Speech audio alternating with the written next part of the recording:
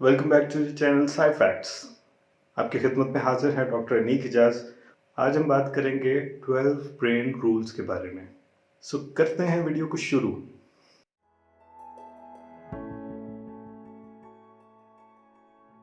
आज की वीडियो का कंटेंट है एक बुक से जो कि जॉन मेडिना ने लिखी है और ये एक न्यूरो साइंटिस्ट हैं। इन्होंने ह्यूमन साइकोलॉजी और ह्यूमन के बिहेवियर्स के बारे में अपना सारा करियर जो है वो इस्तेमाल किया है और बहुत सारी रिसर्च की है और उसके बाद इन्होंने अपनी रिसर्च के मुताबिक एक बुक लिखी है जिसका नेम है ब्रेन रूल्स।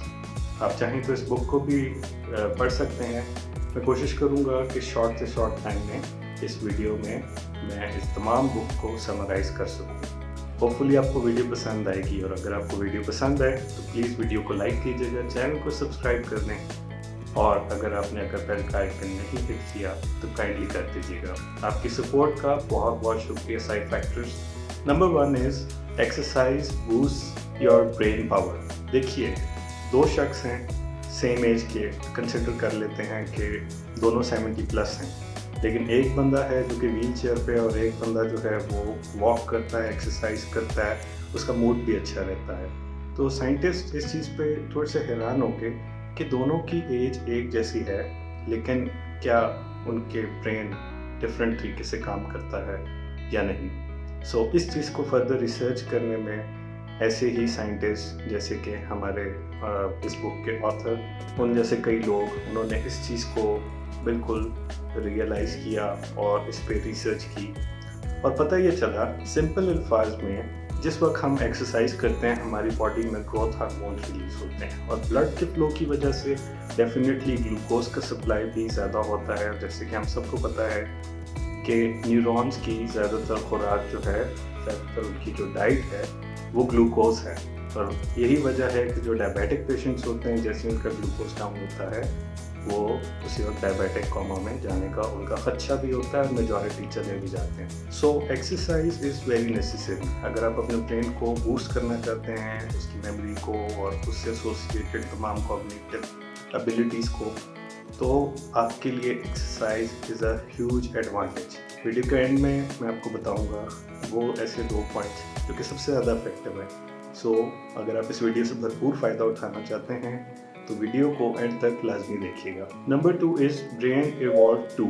देखिए, जिस तरह human beings according to science evolution के थ्रू आगे बढ़े और उन्होंने 4 लिम्स के बजाय 2 लिम्स पे चलना जब शुरू किया, तो जो एनर्जी रिजर्व में थी वो एनर्जी आपके ब्रेन को डेवलप करने में यूज़ होना शुरू होगी और फ्रॉम अ लिजर्ड ब्रेन जिसकी बेसिक एक्टिविटीज़ सिंपल सी हैं कि आप सिर्फ हार्ट रेट मेंटेन कर रहे हैं, चल रहे हैं, खा रहे हैं, बेसिक एक्टिविटीज़ से लेके कैट ब्रेन तक, कैट ब्रेन से आगे कॉम्प्लेक्स ब्रेन तक हम अब बहुत सारी चीज़ें मेमोराइज भी कर सकते हैं, हम बोल सकते हैं, हम तकरीर दे सकते हैं, हम इमोशनली किसी भी चीज़ में एसोसिएट हो सकते हैं। सो ये सारी एबिलिटीज़ हमें कैसे मिली? जब हमारा ब्रेन जो है वो एक्टिवेट हुआ और बहुत सारी एवोल्यूशन हमारे ब्रेन के अंदर आई। जब अमेगडाला और कॉर्टेक्स ये 2 चीज़ें हमारे ब्रेन में डेवलप होगी तो हमें बहुत सारी और इन्फॉर्मेशन स्टोर करने का चांस मिला, बहुत सारी न्यू इन्फॉर्मेशन स्टोर करने का भी चांस मिला और इसके अलावा मेमोरी भी बूस्ट करने का चांस मिला। तो इसी की वजह से हम बहुत सारी चीज़ें याद भी रख सकते हैं। नंबर 3 इज़ ब्रेन हर किसी का डिफरेंटली वायर्ड है। Everyone's brain is differently wired. अगर आप 2 इंडिविजुअल्स को सेम सिनेरियोज में रख दें, सेम स्ट्रेस कंडीशंस में रख दें या जिस भी स्टिमुलाई में आप उनको रख दें, वो इन्फॉर्मेशन नोट डाउन डिफरेंट तरीके से करेंगे और इस चीज़ का रिसर्च भी सबूत देती है कि हर बंदा डिफरेंटली वायर्ड है। Everyone is unique in himself और herself. Number 4 is we don't pay attention to boring things. Boring things हमें ज़्यादा अटेंशन हमारी जो है वो नहीं ज़्यादा देर तक रिटेन कर सकती और ह्यूमन ब्रेन जो है वो सिंगल पर्पस पे ज़्यादा फोकस्ड रहता है। अगर आप कोई एक काम कर रहे हैं और उस पर फोकस्ड हैं बजाय कि आप बहुत सारे काम करें। ये मैं भी गलत सोचता था कि हम मल्टी फंक्शनिंग जो है वो बहुत अच्छी कर सकते हैं, मल्टी टास्किंग जो है उस पर हमारा कमांड होना चाहिए, बहुत सारी नई नई चीज़ें एट अ टाइम हम जो हैं वो कर रहे हों, और उसमें हमारी लर्निंग ज़्यादा होती है। लेकिन रिसर्च इस चीज़ का सबूत है कि हमारा ब्रेन इस तरह से प्राइम्ड है कि अगर हम किसी एक चीज़ पे फोकस रहें तो हम बेटर चांसेस पे होते हैं कि हम उस चीज़ में सक्सेसफुल हो सकें। Number 5 is repeat to remember. जब आप एक चीज़ को बार बार रिपीट करते हैं, चाहे आप उसे बार बार लिख रहे हैं, चाहे आप उसे बार बार ऊंचा ऊंचा बोल रहे हैं, चाहे आप उसे रटा लगा रहे हैं, प्रॉबेबली चांसेस हैं कि वो चीज़ आपके ब्रेन में रिटेन कर जाएगी, और जब आपको ज़रूरत होगी तो वो चीज़ आपके सामने आपके ब्रेन के अंदर मौजूद होगी और आपको बोलने में मुश्किल नहीं होगी। Number 6 is remember to repeat. Mostly information जो है वो आपके ब्रेन में से डिलीट हो जाती है with in first few seconds, क्योंकि वो सारी चीज़ें ऐसे इतनी इंपॉर्टेंस की नहीं होती हैं आपके ब्रेन के और आपके अपने मुताबिक। सो जो लॉन्ग टर्म मेमोरी होती है वो हिपोकैम्पस और कॉर्टेक्स के बीच में जो कम्युनिकेशन होती है उसके दौरान आपकी लॉन्ग टर्म मेमोरी जो है वो जनरेट होती है। Number 7 is sleep well and think well. बहुत से लोग मेरी तरह यही सोचते होंगे कि शायद स्लीप लेना या सो जाना जो है वो वेस्ट ऑफ टाइम है, लेकिन ऐसा नहीं है, ऐसा बिल्कुल भी नहीं है। इनफैक्ट एक रिसर्च के दौरान नासा के जो पायलट्स हैं उनको मुख्तलिफ स्टिमुलाई में रखा गया, और एक स्टिमुलाई उनमें से ये था कि जिन भी पायलट्स को ये चांस दिया गया कि वो 25 to 30 मिनट्स का नैप ले लें, उनकी ब्रेन की एक्टिविटी जो है वो 30% इंक्रीज हुई है as compare to the other samples या अदर पायलट्स। सो ये भी इस चीज़ का प्रूफ है कि अगर आप थोड़ा सा रेस्ट ले लेते हैं तो आपका ब्रेन जो है वो बेहतर तरीके से फंक्शन करता है। एक्चुअली होता ये है कि बहुत ही रिदमिक वे में आपके न्यूरॉन्स जो हैं वो उस तमाम इंफॉर्मेशन को रिपीट करते हैं, और जब रेपिटिशन होती है, जब हिप्पोकैम्पस और कॉर्टेक्स के बीच में कम्युनिकेशन होती है, और ड्यूरिंग स्लीप जब आप रिलैक्स स्टेट में होते हैं, उस वक्त आपकी लॉन्ग टर्म मेमोरी जो है वो तमाम जनरेट हो रही होती है। सोना बुरी बात नहीं है, लेकिन बहुत ज़्यादा सोना बहुत बुरी बात है। Number 8 is stress brain do not learn the same way. देखिए, आपकी बॉडी में दो किस्म के हार्मोन जो हैं ड्यूरिंग स्ट्रेस वो रिलीज हो रहे होते हैं। एक है कॉर्टिसोल और एक है एड्रेनलिन। एड्रेनलिन का लॉन्ग एक्सपोजर आपकी बॉडी में जो ब्लड वेसल्स हैं उनके अंदर स्कार्स प्रोड्यूस करता है, जिसकी वजह से हार्ट अटैक के भी चांसेस होते हैं।